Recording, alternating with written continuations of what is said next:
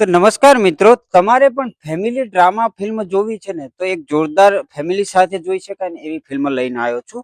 ફિલ્મનું નામ છે મામન. ખાસ કરીને આ છે ને મામા અને ભાણિયા વચ્ચેનું ફિલ્મ છે. તો એક વખત તમે આ જરૂર જોજો. સાથે સાથે એ જે ફિલ્મ છે ને એ સ્ટોરી લાઈન પણ ગજબની દેખાડી છે. મતલબ કે જ્યારે શરૂઆત થાય છે ફિલ્મની ત્યારેથી શરૂ થાય છે કે એની સિસ્ટર હોય છે એ પ્રેગ્નેન્ટ હોય છે અને બાળક 10 વર્ષ પછી થાય છે એને.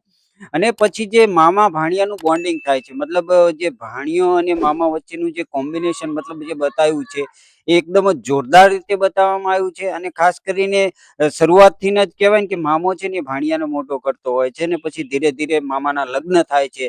અને પછી જે ટ્વિસ્ટ એન્ડ ટર્ન્સ આવે છે ને એ જોવાની સખત મજા આવે છે. ખાસ કરીને આ ફિલ્મ છે ને જે એક વખત તો તમારે ખાસ જરૂર જોવું જોઈએ. સાથે સાથે જે ભાણિયો મોટો થઈ ગયા પછી પણ લગ્ન થઈ ગયા પછી મતલબ કહેવાય ને કે મામાના લગ્ન થઈ ગયા પછી પણ ભાણો છે એ જોડે ને જોડે રહેતો હોય છે ને જોડે ને જોડે રહેતો હોય છે, જેના લીધે આ બે જે કપલનું જે વચ્ચેનું રિલેશન છે ને એ ખરાબ થતું હોય છે.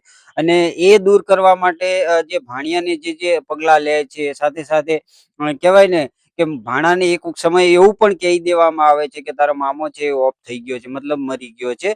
અને એની ઉપર ફોટા ઉપર હાર પણ ચોંટાડી દેવામાં આવે છે. ત્યારે હવે જ્યારે ખબર પડે છે મામાને પછી એ જે હીરો છે એના મમ્મીને અને એના ફેમિલીને, ત્યારે કયા કયા જાતના કહેવાય ને કે ઇમોશનલ ડ્રામા શરૂ થાય છે ને એ જોવાની સખત મજા આવશે. ખાસ કરીને ફિલ્મની સ્ટોરી લાઈન સારી છે અને હિન્દીમાં પણ ઓટીટી ઉપર આવી ગઈ છે. તો ખાસ કરીને તમે આ ફિલ્મને જોઈ શકો છો. અને ખાસ કરીને મારો આ રિવ્યુ પસંદ આવ્યો હોય તો લાઈક અને ચેનલને સબસ્ક્રાઇબ કરવાનું ભૂલતા નહીં. તો મળીએ છીએ આવા જ વિડીયોની અંદર, અન્ય વિડીયોની અંદર.